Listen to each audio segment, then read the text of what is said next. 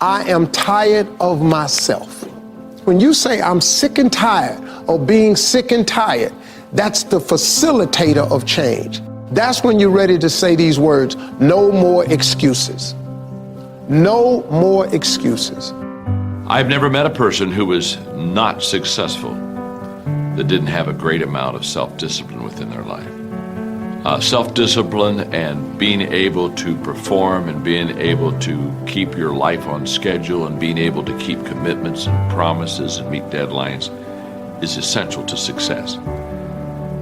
None of us can afford to have a life that is controlled by someone else or a life that is basically controlled by our emotions.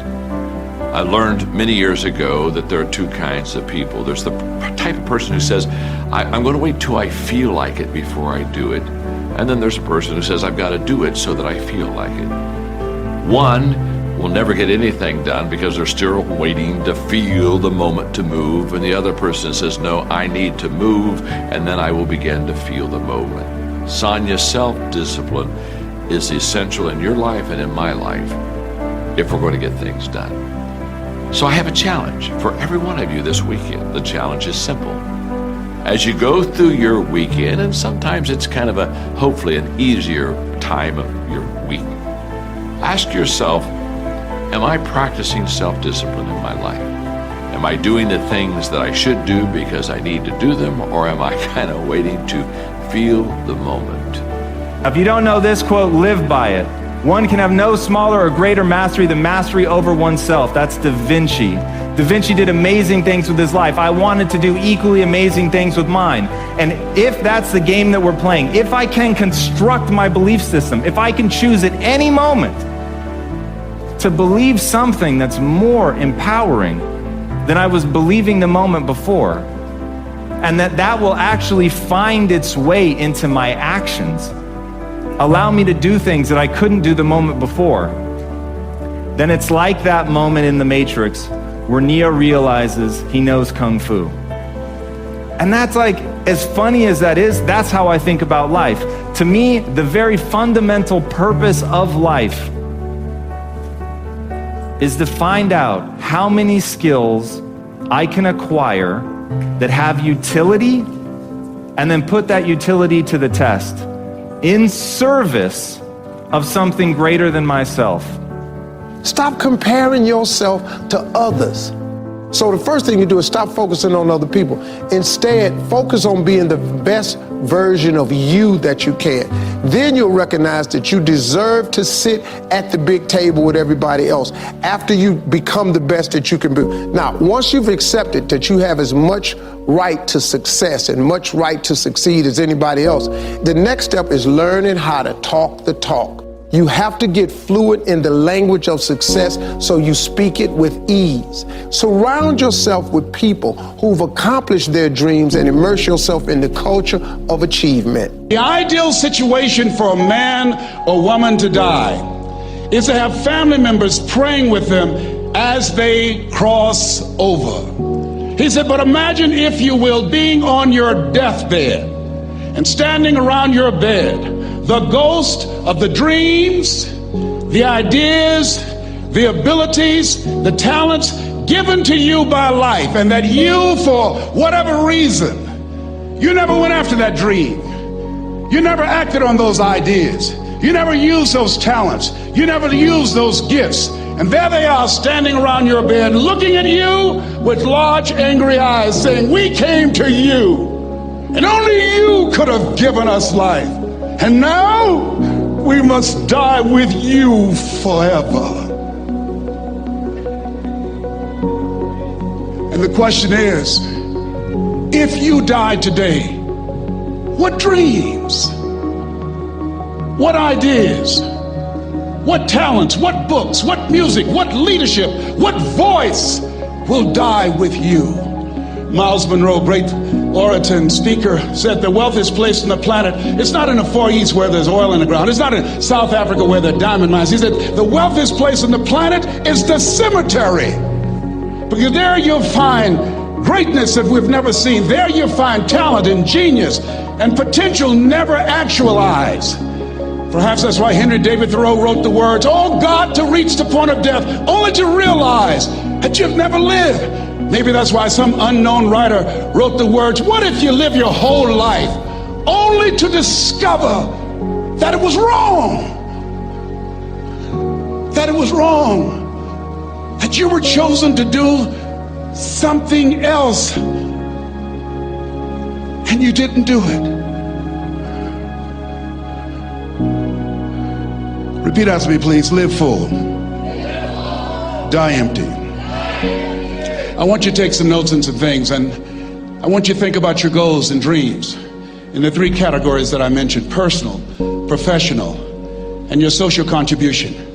How many of you are serious about your goals and dreams? Raise your hands, please. Thank you very much. How many of you don't want to take your dreams to your grave with you? Raise your hands, please. Very good. Shake someone's hand on your right and left. Look them in the eyes and say, "Get out of your head and step into your greatness." Do that right now, please. Say, "Get out of your head and step into your greatness." I want you to write this down. Let us say together, as you think about your goals and dreams, let us say together, "It's possible," together, please. Yes, write that down. See, ladies and gentlemen, as an entrepreneur, I've been an entrepreneur for 20 years. It's my 21st year. I could have been speaking and training for 34 years. But for 14 years, I was living in my head. For 14 years, I stopped myself. For 14 years, I used to go see Zig Ziglar, that I considered the #1 motivational speaker on the planet. Zig Ziglar and Tony Robbins, they're the best on the planet. Bob Proctor, they're the best on the planet. Jack Canfield, Mark Victor Hansen, T. Harv Eckert. I would go and see them, and then I would leave, and my conversation with myself was, my heart would say, "I can do that." And then my mind would ask, how? How would you do that, Les Brown? See, when I was in the 5th grade, I was identified as EMR, labeled educable, mentally retarded. Put back from the 5th grade to the 4th grade. I failed again when I was in the 8th grade. I have no college training.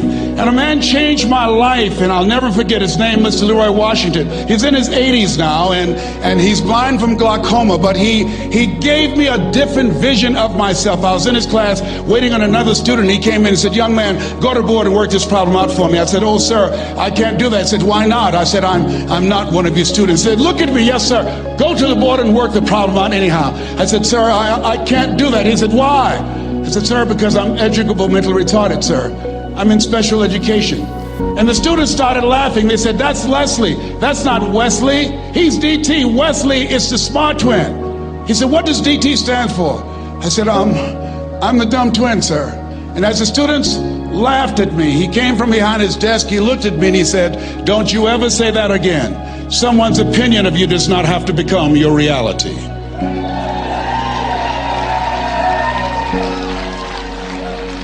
On one hand, I was humiliated, but on the other hand, I was liberated, because he looked at me with the eyes of Goethe, who said, "Look at a man the way that he is, he only becomes worse. But look at him as if he were what he could be, then he becomes what he should be." And so we developed a relationship. And one of the things that I can just tell you as you think about your goals and dreams, all of us can say in a spirit of integrity that it's possible. That if anybody at any point in time lived their dream, then it's possible that I can live mine.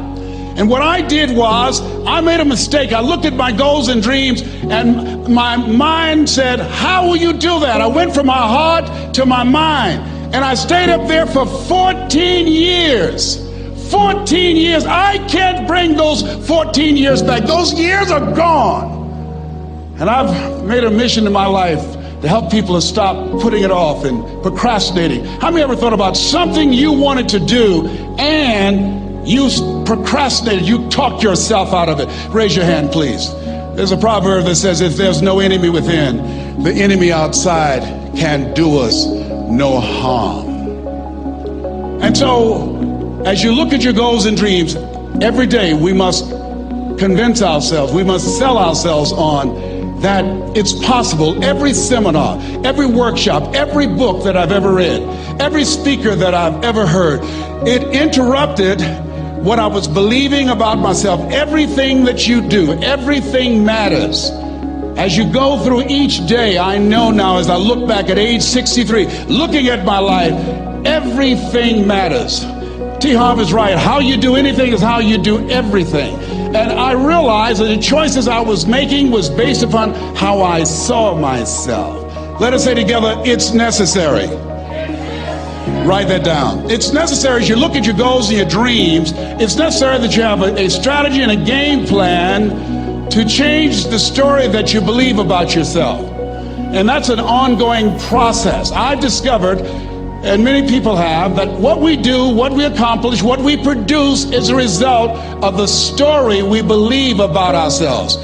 My favorite book says, "Be ye not conformed to this world, be ye transformed by the renewing of your mind." And so as I began to work on myself, I realized that I'm getting out of one story and stepping into another story. As I become aware of some things, there's still some things I'm not aware of. So I'm still growing, I'm still developing. I'm like the lady who said, "Lord, I ain't what I want to be, ain't what I'm going to be, but thank God I sure ain't what I was." But I realized that you have to work on yourself on a regular basis, and write this down, for mental mindset. For mental mindset and stamina. Because things are going to happen to you.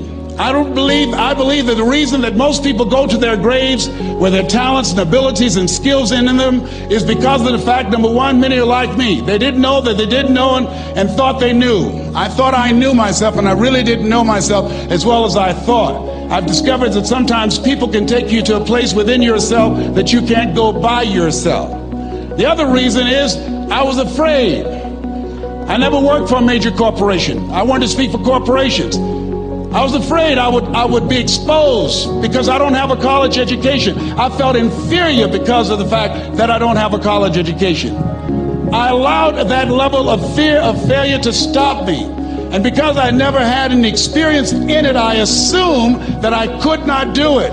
I was paralyzing myself by believing and assuming the limited part of myself as opposed to believing that I had something special. You have something special. There's something you want to do. Because you don't know how to do it doesn't mean that you can't learn. I like something that I heard. You don't have to be great to get started, but you have to get started to be great. Repeat after me, please. Leap and grow your wings on the way down. See, the people that will live their dreams, the 2% that will do that, these are, and write this down, become a risk taker. They're risk takers. They don't mind failing. They don't mind making mistakes. They're willing to take life on, take life in the collar. This, God said, if you're not willing to risk, you cannot grow. And if you cannot grow, you cannot become your best. And if you cannot become your best, you can't be happy. And if you can't be happy, then what else is there?